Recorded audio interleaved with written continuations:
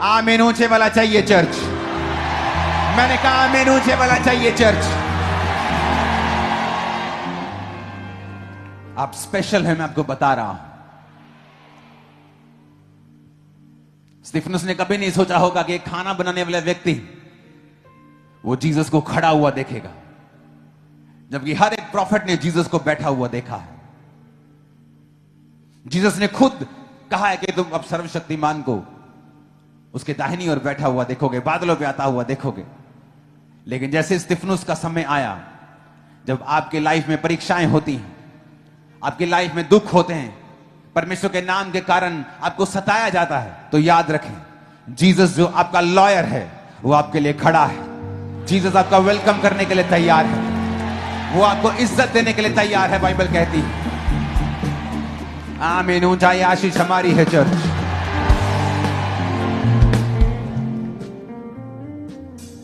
यीशु मसीह ने जो लाइफ हमारे लिए सोची है, जो इमेजिनेशन वो हमारे लिए करता है,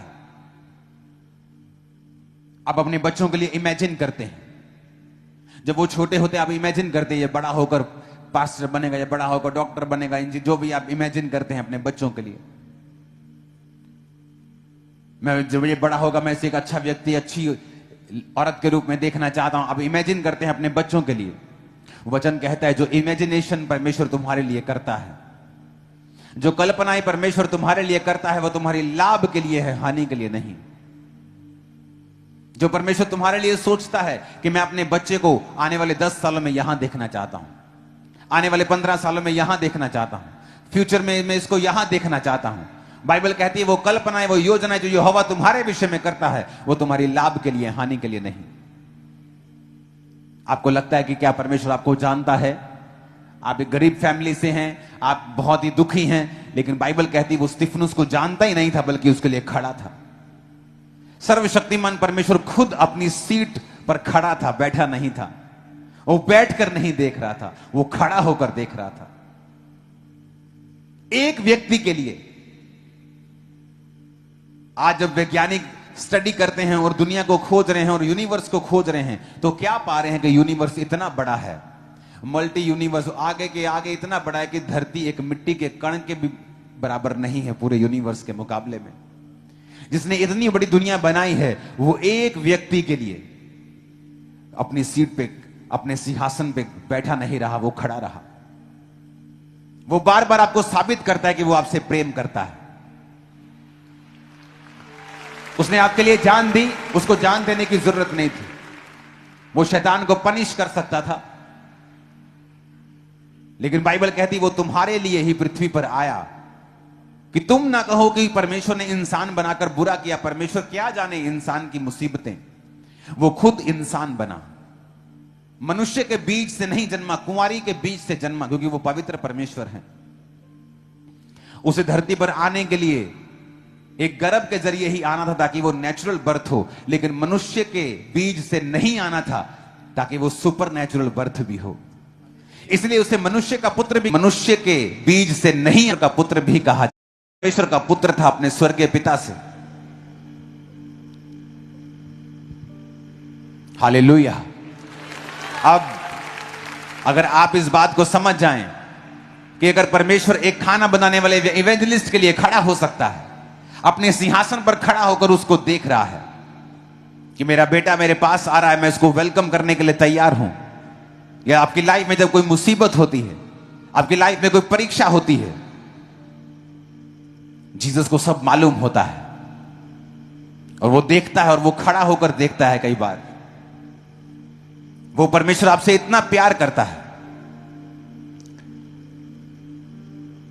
जब जीसस क्राइस्ट ने दुनिया बनाई थी, वर्ल्ड बनाया था, वचन कहता है आदि में वचन था और वचन परमेश्वर के साथ था। आदि में यीशु था और यीशु परमेश्वर के साथ था। इब्रानी भाषा की बाइबल भी यही कहती है कि गॉड्स, यानी एक जन से ज्यादा वहां थे।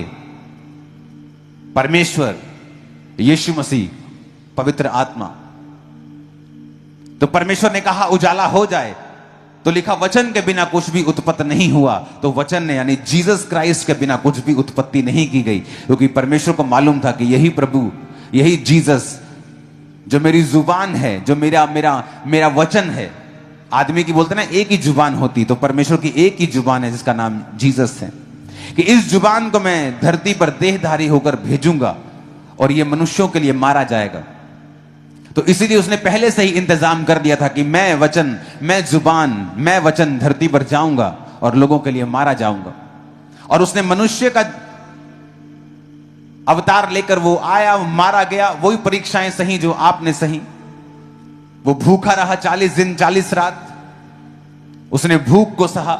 रोगी रहा, बाइबल कहती है कि जब क्रूस पर उसको लटकाया गया तो लिखा रोग से उसकी जान पहचान थी। बाइबल कहती है उसने सब परीक्षाओं को एक आम आदमी की तरह अपने जीवन पे लिया, लेकिन कभी भी पाप में नहीं गिरा।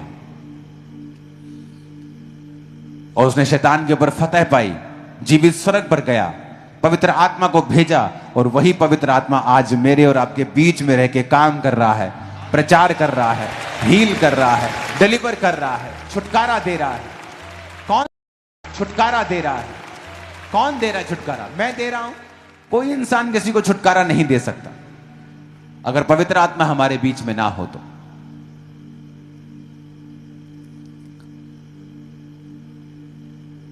तो जीसस ने कहा कि जब मैंने तुमको बनाया, जब परमेश्वर ने आदम को बनाया तो एवरीथिंग वॉज परफेक्ट। अगर आप बाइबल में देखें तो पहले दिन परमेश्वर ने उजाला बनाया, उजाला हो जाए, तो बाइबल कहती है उजाला हो गया। परमेश्वर ने उजाले को अंधेरे से अलग किया और पहला दिन हो गया।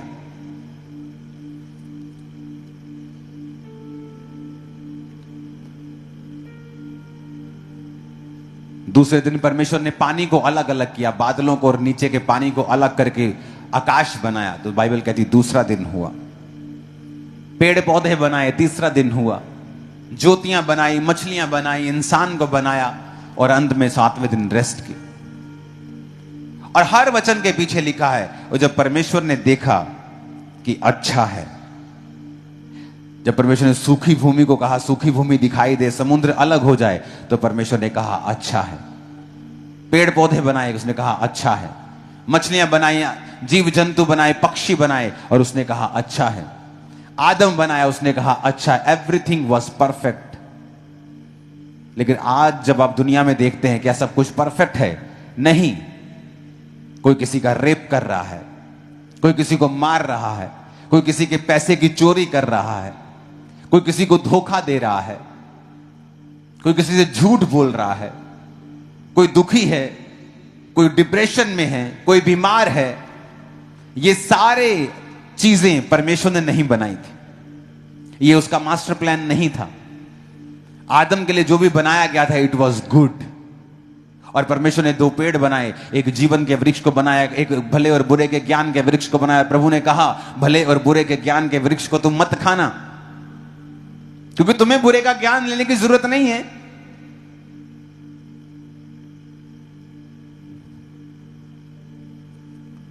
आप अपने बच्चों के साथ कहीं जा रहे हो तो रास्ते में किसी का एक्सीडेंट हो जाए, तो कोई मर आ जाए, तो आप बच्चे आपके पूछते क्या हुआ, आप उसको कभी नहीं बताते बेटा उसकी गर्दन हिल गई है, वो मर गया, उसका दिमाग बाहर आ गया, वो बंदे की आप बोलते हो बेटा तू चुप कर, तो अपना काम कर, किसी का एक्सीडेंट हुआ है। कि तूने बुरे से क्या लेना है, तूने बैड न्यूज से क्या लेना, तू अच्छी अच्छी बातों पे ध्यान दे, जहां घूमने जा रहे तो उस पर ध्यान दे, अपनी पढ़ाई पे ध्यान दे।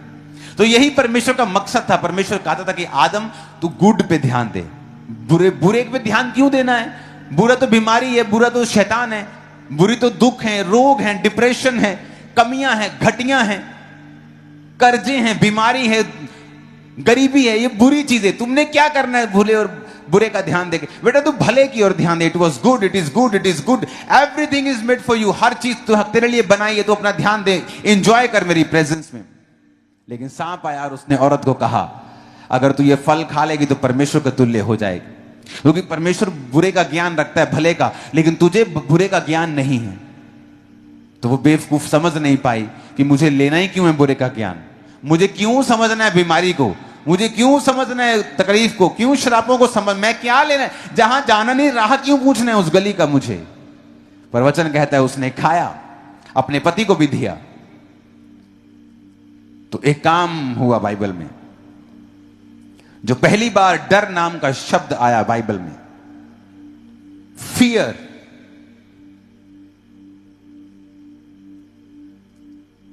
पहले बाइबल में कहीं फियर नहीं था, कोई डर नहीं था, क्योंकि हर चीज अच्छी थी जो परमेश्वर ने बनाई थी। लेकिन जैसे ही वो गिरता है तो फियर आता है, अफ्रेड हो गया वो।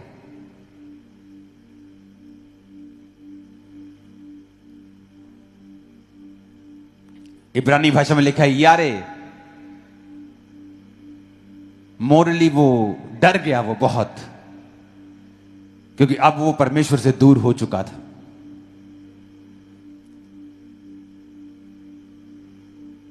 फिर डर आया, वो डरने लगा परमेश्वर से, जहां नहीं डरना चाहिए था अब उसे डर लगने लगा, क्योंकि शैतान अब उसके जीवन में एंटर कर चुका था।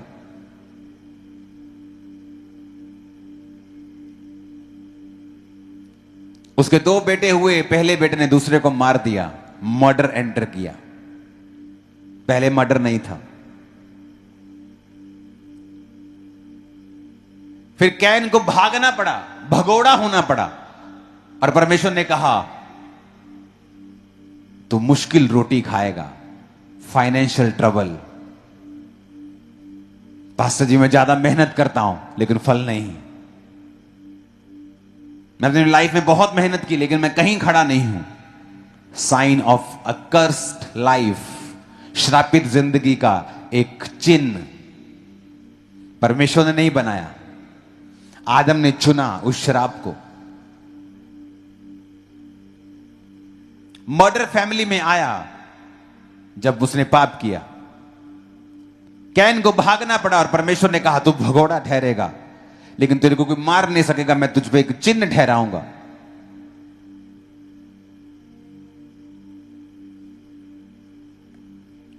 परमेश्वर ने फिर आदम को और बेटे और बेटियां दिए, लेकिन वो पाप जो ब्लड में आ चुका था वो कभी गया नहीं। इंसान बीमारियों को उसके बाद उसने देखा। 969 साल इस दुनिया में सबसे ज्यादा एक आदमी जिया है, तो वो 969 साल जिया है। 900 साल आदमी जीते थे, 950 साल जिया। 930 साल आदम, 950 साल, 950 साल, 962 साल ऐसे लोग जीते थे। इमेजिन करो पाप के बाद 900 साल जीते थे। इमेजिन करो परमेश्वर ने पाप के पहले कितना लंबा जीने का प्लान बनाया होगा। गिरने के बाद भी वो 900 साल जिए। आदम फिर नहीं सुधरा, उसके लोगों ने पाप किया। वचन कहता है जब आदम के बेटे और बेटियां हुए और परमेश्वर के पुत्रों ने, परमेश्वर के दूतों ने, क्योंकि आपको परमेश्वर दूत भी कहता है, मैसेंजर भी कहता है, मनुष्य की पुत्रियों को देखा और उनसे विवाह किए।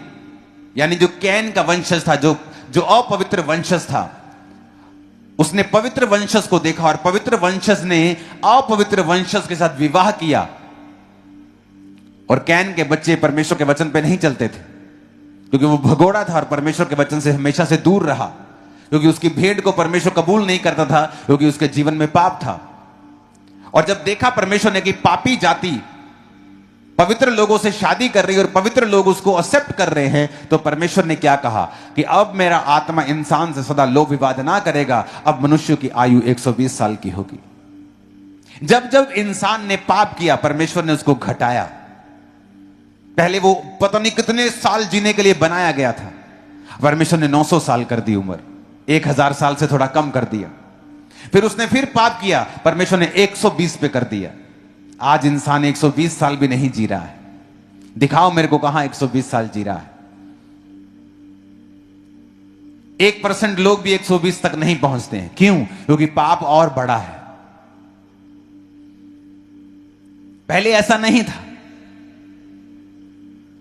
लेकिन बाइबल एक बात कहती है, जब आप जीसस को अपना उद्धारकर्ता ग्रहण करते हैं, जब आप यीशु मसीह को अपना उद्धारकर्ता ग्रहण करते हैं, स्पिरिचुअली आप उसी प्लेस पर चले जाते हैं जहां आदम था पाप से पहले, उससे भी बेटर प्लेस के ऊपर। आप उसी जगह पे चले जाते हैं जहां आदम था पाप में गिरने से पहले। मूसा वहां नहीं जा सकता था, उस जगह के ऊपर, उस स्थान के ऊपर। वचन कहता है कि परिपूर्णता, अनुग्रह, सब सच्चाइयां यीशु मसीह के आने के बाद परमेश्वर के लोगों पर जाहिर की गई हैं। आत्मा बाद में पिलाया गया है, पहले किसी किसी को मिलता था, अब सब मनुष्यों पर उंडेला जाएगा। आज जब एक विश्वासी इस बात को समझ जाए कि पाप की वजह से मुसीबतें, डिप्रेशन, बीमारियां, गिरना, हर एक गंदी चीज, हर एक बुरे का ज्ञान पाप की वजह से आया है, और यही गुड न्यूज है। जब लोग बोलते हैं आप धर्म बदलते हो, उन्हें शायद मालूम नहीं, वो अनपढ़ हैं शायद, उन्हें नहीं कि जीसस ने तुम्हारे लिए, पापों के लिए तुम्हारे लिए जान दी है, लहू बहाया है, ताकि तुम उसी जगह वापस चले जाओ जहां आदम था। इतनी सी बात भी समझ नहीं आ रही लोगों को। उसने नहीं कहा तुम्हारा धर्म कौन सा है, तुम्हारी जात कौन सी है। उसने कहा जिस जगह पे आदम था, एवरीथिंग वॉज गुड। आदम को श्राप मिला, उसने कहा तुम माथे के पसीने की रोटी खाया करेगा। पहले वो श्राप नहीं था। धरती ऊंट कटारे नहीं उगाती थी, नेचुरली बड़ी चीजें उगती थी, नेचुरली बड़ी चीजें उगती थी जो आदम जिसे खा सकता था। जैसे धरती पे आज आप घास लगाते थोड़ी ऊपर, हर जगह घास उगती है। पहले ऐसा नहीं होता था। पहले नेचुरली चीजें उगती थी जो आदम के काम की थी। लेकिन वचन कहता है धरती श्रापित हुई, आदम श्रापित हुआ, औरत श्रापित हुई। परमेश्वर ने औरत को कहा तू पीड़ा में बालक उत्पन्न किया करेगी और तेरी लालसा तेरे पति की ओर होगी और वो तुझ पर प्रभुता करेगा। पति को बोला तेरे माथे की पसीने की रोटी तू खाया करेगा, तू मिट्टी से बनाया गया था, मिट्टी में ही अंत में मिल जाएगा। आज जो इंसान सफर कर रहा है, हार्ड मेहनत कर रहा है, मेहनत हम भी करते हैं, लेकिन जितनी हम करते हैं हमारा फल उससे कहीं अधिक ज्यादा है। मेहनत करने को प्रॉब्लम नहीं है, पर वचन कहता है कि तुम जितनी मेहनत करते हो उतना खाते नहीं हो। वचन कहता है कि एक पूरे खेत से सिर्फ 10 लीटर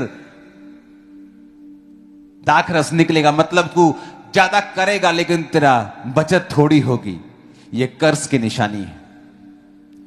और जब एक विश्वासी अपने परमेश्वर के वचन को पहचान जाता है कि यीशु मसीह ने इस कर्ज को ब्रेक किया है, जो काठ पे लटकाया जाता है वो श्रापित है ताकि वो हमारे श्राप को तोड़ सके। यही गुड न्यूज है कि जब आप जीसस क्राइस्ट को अपना उद्धारकर्ता मानते हैं, यीशु मसीह को बिलीव करते हैं, आप टेक्निकली, स्पिरिचुअली उसी जगह पे पहुंच जाते हैं जिस जगह पे आदम था। आप एवरीथिंग जो आपकी लाइफ में वो गुड होना शुरू होता है। आप जैसे जैसे वचन को समझते जाते हैं और अपनी पोजीशन को समझते जाते हैं, आपकी लाइफ में बेटर आपकी लाइफ होनी शुरू होती है। आप देखते हैं कि आप उस तरह से मेहनत, वो फालतू की मेहनत, वो फालतू का झंझट आपकी लाइफ से परमेश्वर कम करता जाता है जैसे जैसे आप परमेश्वर के करीब जाते जाते हैं।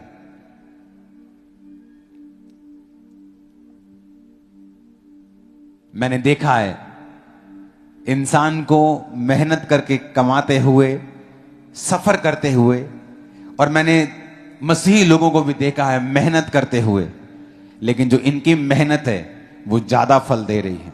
वो माथे के पसीने के बिना है, टेंशन के बिना है। आपकी लाइफ में एक बात को आप हमेशा याद रखना, सब कुछ अच्छा चल रहा था आदम की लाइफ में, पर इंसान को पंगे लेने की आदत है। एवरीथिंग वाज सो परफेक्ट कि परमेश्वर ने अब सबको खत्म कर दिया, नूह रह गया अकेला। अब इंसान को पंगे लेने की आदत है। वचन कहते हैं नूह किसानी करने लगा। उत्पत्ति 9 उसके 20 से 29 आप घर जाके पढ़ेंगे। नूह किसानी करने लगा, लिखा उसने दाख की बारी लगाई और दाख पी के, शराब पी के नंगा लेट गया। उसके एक लड़के ने उसको देखा और टकटकी लगा के देखा, और दूसरे लड़कों ने उसे देखा नहीं बल्कि पीछे से आके उसको ढांप दिया। जिसने देखा वो श्रापित हुआ।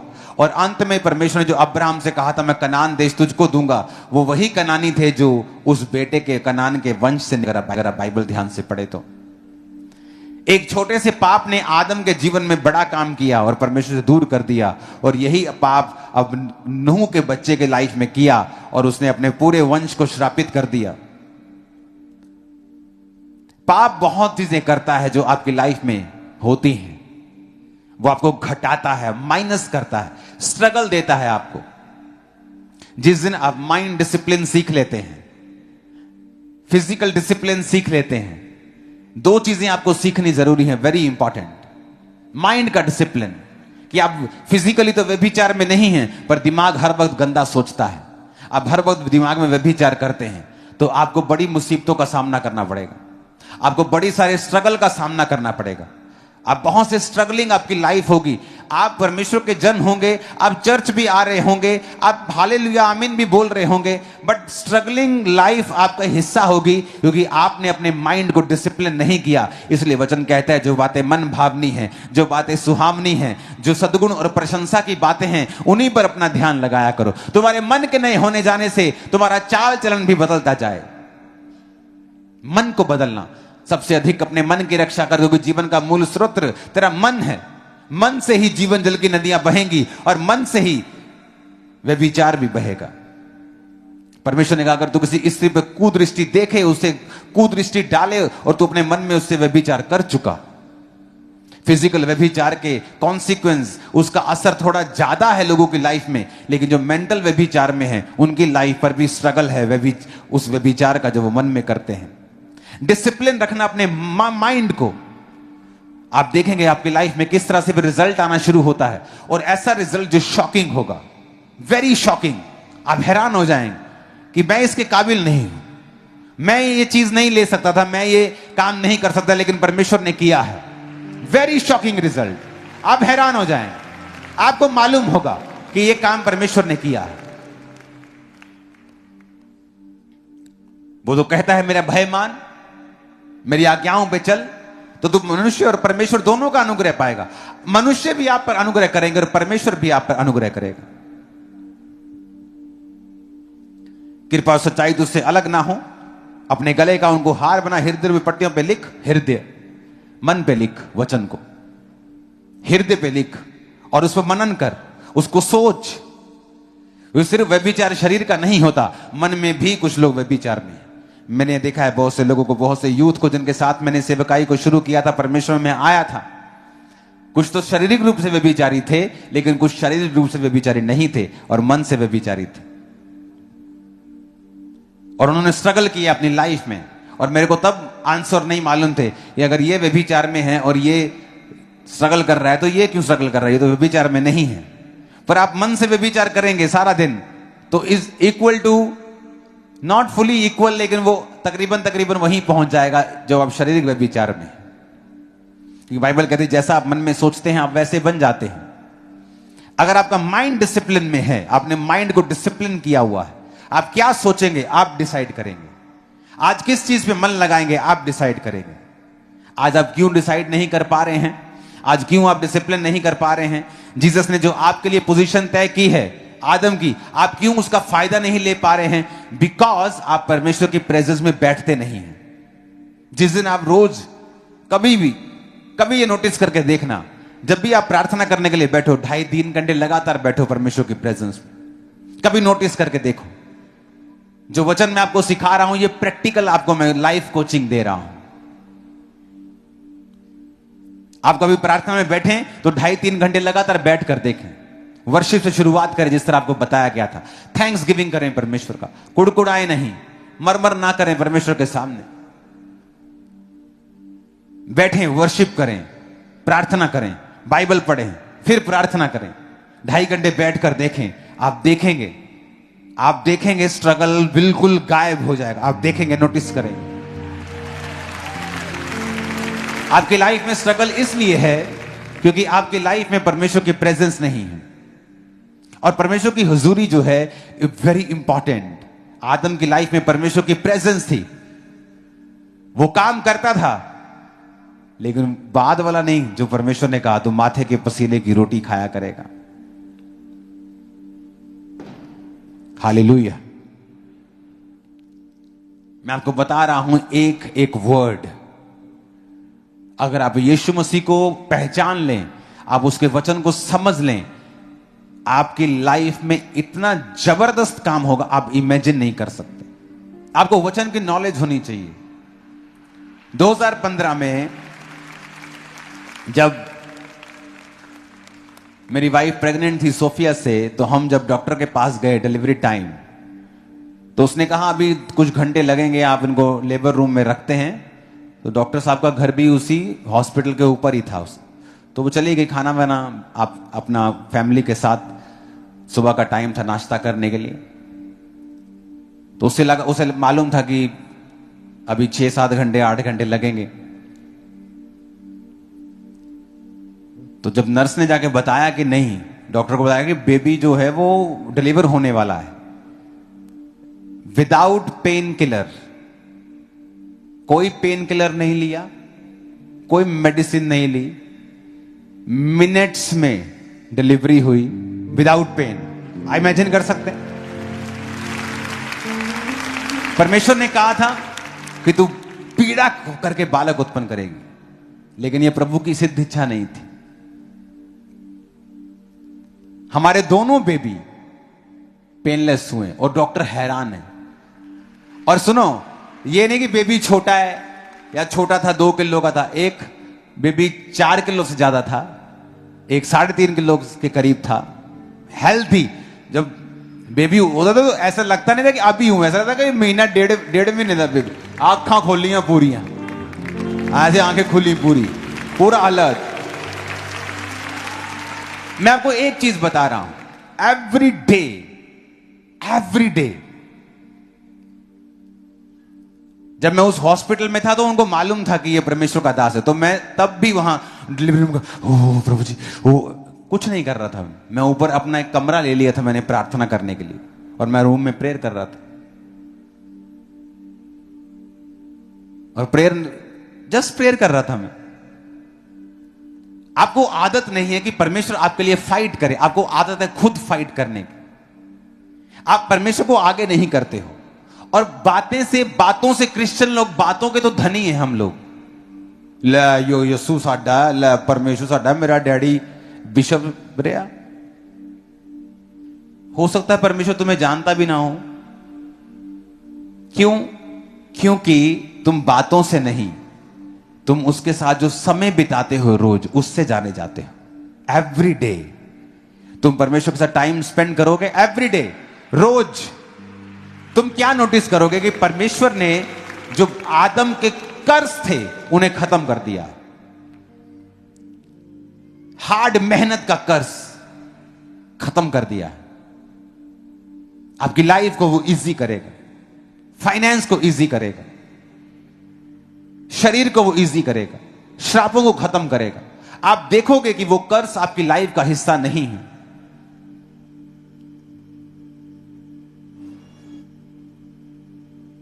हालेलुया। लेकिन वो एक्टिवेट होगा जब आप उसकी प्रेजेंस में रोज बैठेंगे। अगर आप पास्टर हैं और अगर आपकी प्रार्थना 4 घंटे से कम है तो आप बहुत ट्रबल में हैं, क्योंकि लोगों का भार भी आपको सहना पड़ेगा और आप कंफ्यूज रहेंगे। आपको बड़ी प्रॉब्लम्स होंगी, अटैक रहेंगे आपकी लाइफ के ऊपर। और एक विश्वासी अगर 2.5-3 घंटे से कम प्रार्थना में है, बहुत मुश्किल होने वाली है। हर चीज के लिए आपको जोर लगाना पड़ेगा। आपको हर चीज के लिए फेथ करने के लिए आपको बड़ा अंदर से अपने आप को मोटिवेट करना पड़ेगा। जबकि ये चीजें करने के लिए आपको मोटिवेट होने की जरूरत नहीं है, जस्ट आपको परमेश्वर के साथ, उसके साथ समय बिताने की जरूरत है। माइंड को डिसिप्लिन रख के चलना है, बॉडी को डिसिप्लिन करना है और परमेश्वर के साथ समय को बिताना है। आप देखेंगे किस तरह से प्रभु काम करता है। प्रैक्टिकली आप देखोगे वही सेम काम, सेम बिजनेस, सेम फैमिली किस तरह से परमेश्वर की जिंदगी में काम करना शुरू करता है। आप प्रभु के हाथ को देखोगे जो पहले नहीं था। आप वो काम देखोगे, वो फेवर देखोगे जो पहले नहीं थे। और परमेश्वर आपको बताएगा कि अब तो उसी पोजीशन पे आ गया जहां आदम था। कभी पंगे मत लो जब लाइफ में शांति हो। नूह की लाइफ में शांति थी, सारी दुनिया का मालिक था वो, सिर्फ वो और उसके बेटे और 3 बहुएं और पत्नी। पर फिर पंगा लिया। आदमी पंगा लेता है जब वो ब्लेस होता है, कई बार तब भी पंगा लेता है वो। जब सब कुछ सही चल रहा होता है व्यभिचार में पड़ जाता है।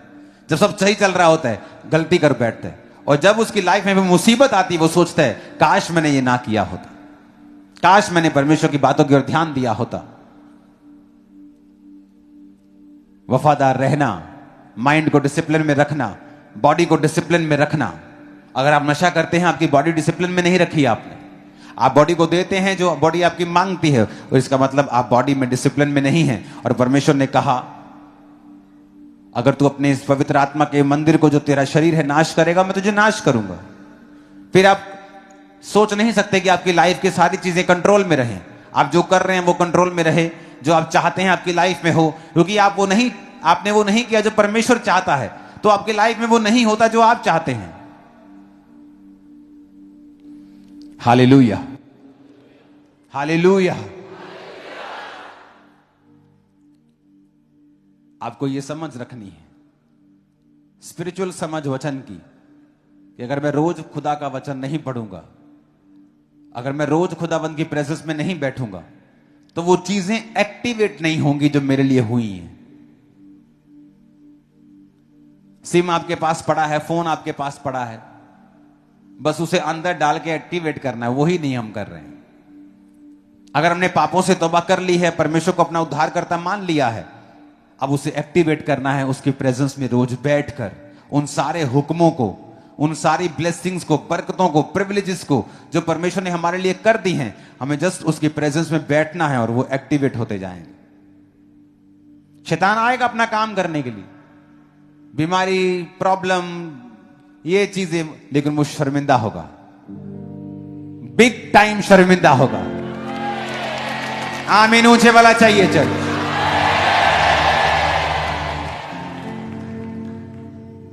हालेलुया।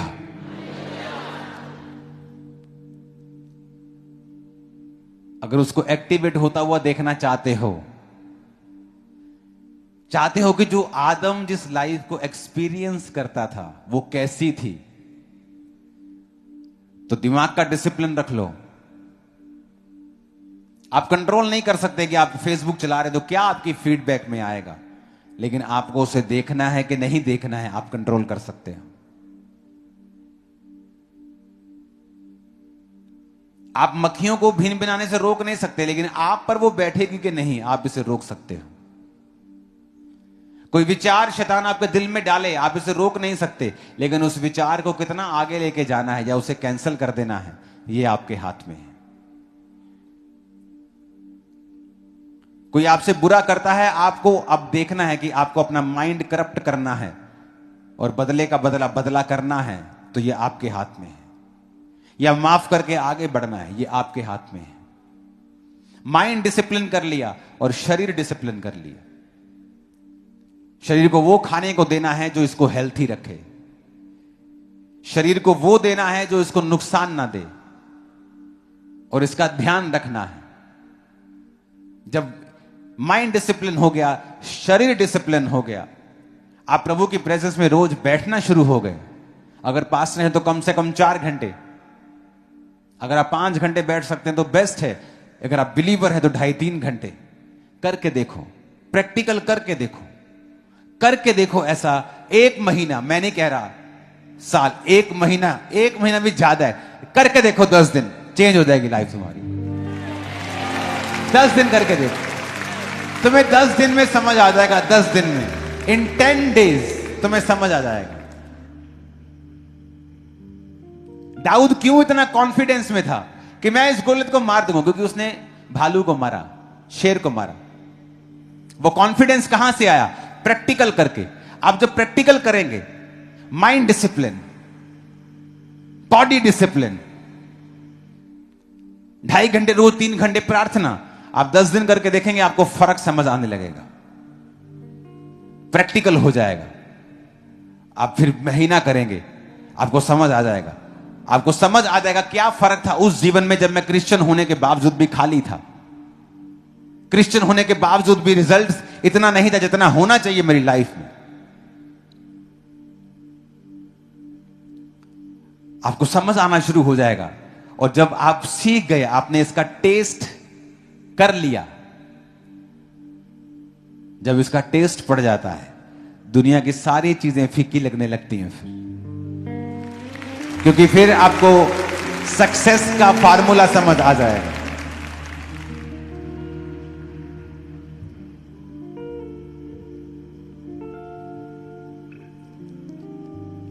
आज जब आप बहुत अधिक बढ़ जाते हैं, बहुत अधिक आप फैल जाते हैं, तो आप नोटिस करते हैं कि आप हर चीज को कंट्रोल नहीं कर सकते। पुराने समय में जब राजाओं के सल्तनतें होती थी तो कई बार छोटी सी मुसीबत ही उन्हें मार देती थी, जब परमेश्वर उनकी लाइफ में नहीं होता था। और जब प्रभु उनकी जिंदगी में होता था, बड़े बड़े तूफान टल जाते थे, बड़े बड़े राजा घुटने टेक देते थे। और जब प्रभु जीवन में नहीं होता था तो छोटे से राजा को मारने जाते थे कि इसको तो हम मार देंगे, वही उनके छक्के छुड़ाता था, वही हरा देता था उनको। तो लोगों को समझ आने लगती थी कि ना बल से ना शक्ति से, बल्कि परमेश्वर की आत्मा के द्वारा सब कुछ होगा। आपको फिर समझ आने लगती है कि मैं अपनी लाइफ की हर चीज को कंट्रोल नहीं कर सकता हूं। आपके बच्चे ट्यूशन पढ़ने जा रहे हैं, कौन सी गाड़ी उन्हें क्रॉस करेगी आप कंट्रोल नहीं कर सकते। जिस रेडी से वो खाएंगे उसमें कितने कीटाणु होंगे उस खास गिलास में, आप कंट्रोल नहीं कर सकते। ये चीजें कंट्रोल में रहेंगी जब आप परमेश्वर के कंट्रोल में होंगे। आप मेरी बात को समझो, ये चीजें कंट्रोल में रहेंगी आपकी लाइफ। और इसीलिए आप जितना बढ़ते जाते हैं आपको यह मालूम होता जाता है कि मैं सब कंट्रोल नहीं कर सकता, मुझे सिर्फ परमेश्वर की प्रेजेंस में रहना है। आप सीखते हैं कि मैं कुछ नहीं कर सकता हूं, मैं रूल बना सकता हूं, सिस्टम बना सकता हूं, अपना हार्ट बता सकता हूं, मेरी डिजायर ये है, लेकिन कंट्रोल नहीं कर सकता। कंट्रोल वही कर सकता है जिसने दुनिया को बनाया है। आप अपनी लाइफ में अपने बच्चों को हर चीज नहीं कंट्रोल कर सकते। आपने स्कूल भेजा है, कॉलेज भेजा है, आप कंट्रोल नहीं कर सकते कौन उनसे बात करेगा और वो क्या बात करेगा। जिन बच्चों ने अपने माता पिता को छोड़ा है, क्यों छोड़ा है? क्योंकि उनके दिमाग में कुछ है। और वो कहां से आया? किसी ने तो डाला। ऐसा कैसे हो सकता है? वो किसने डाला? किसी ने तो डाला। एक व्यक्ति चोरी करने को पाप नहीं समझता, किसने डाला दिमाग में? किसी ने तो डाला।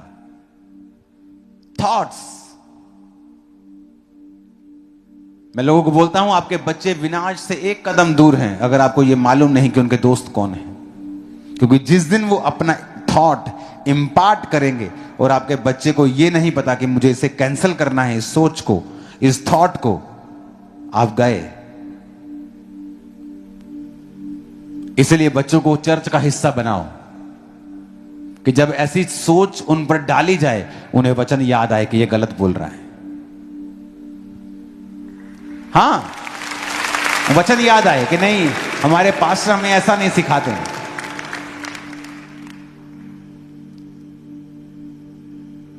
आज फॉरेन में चले जाओ तो टीचर्स माता पिता से बच्चों को इमोशनली अलग करने की कोशिश करते हैं।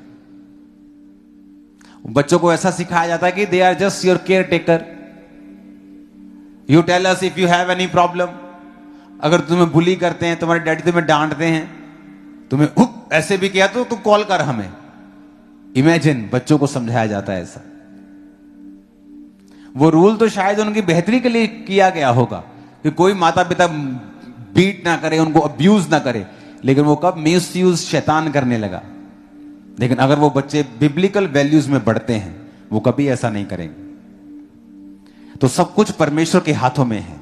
अगर आप अपना पार्ट प्ले करें, प्रभु की प्रेजेंस में रोज बैठें, माइंड डिसिप्लिन करें, शरीर को डिसिप्लिन करें, रोज परमेश्वर की हुजूरी में समय को बिताएं, आपको रोने की जरूरत नहीं पड़ेगी। गवाहियां आपको अजीब नहीं लगेंगी। आपको मालूम है, हां, ये गवाही मैं ले सकता हूं, मुझे मालूम है कैसे लेनी है। आपको कुछ भी शॉकिंग नहीं लगेगा, अच्छा ऐसे तो हो ही नहीं सकता। आपको मालूम है ये हो सकता है, मुझे तरीका पता है कैसे, मुझे बताया गया है। दिमाग को डिसिप्लिन रखना है, शरीर को डिसिप्लिन रखना है और रोज खुदा की प्रेजेंस में बैठना है, सब एक्टिवेट हो जाएगा।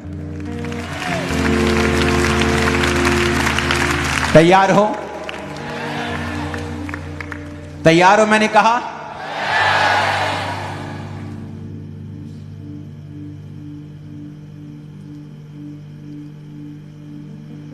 जो चीजें परमेश्वर ने हमारी स्ट्रगल के लिए रखी नहीं है, उन्हें क्यों मोल लेना।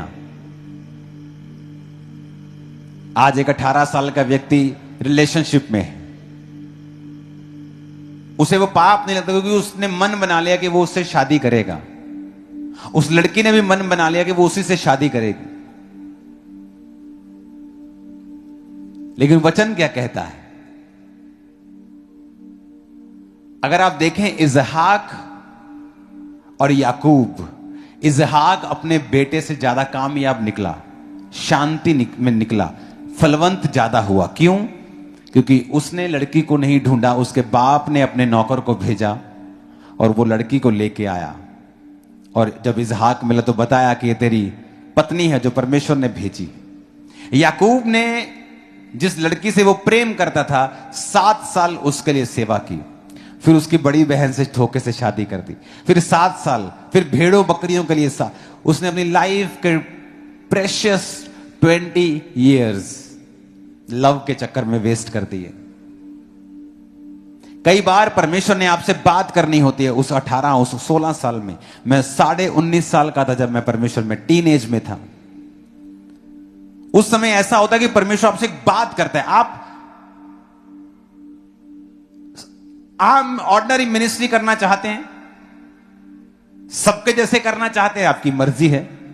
लेकिन मुझे मालूम था, मैं कहा प्रभु मुझे तू इस्तेमाल कर, ऐसा जैसे कभी नहीं हुआ। सुनो मेरी बात। तब नो रिलेशनशिप, कोई पंगा नहीं लाइफ से।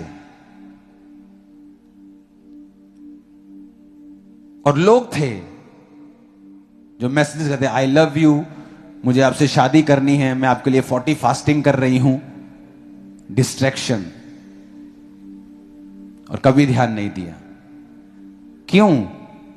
उस समय अगर मैं उन चीजों में पड़ जाता, शायद इतनी हैवी मिनिस्ट्री कभी ना परमेश्वर से ले पाता। हां, करता सेवकाई, लेकिन एक अलग लेवल की करता।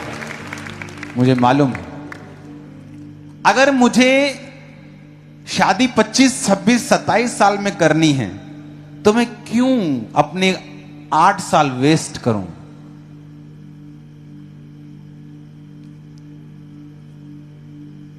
उसके भाई की जॉब करते हैं, फिर ये उसके भाई की आगे ट्यूशन, तो हाँ आगे हुन किथे है तू? मैं हुन घर बैठी हाँ, ठीक है, चेक कर दे किथे आओ।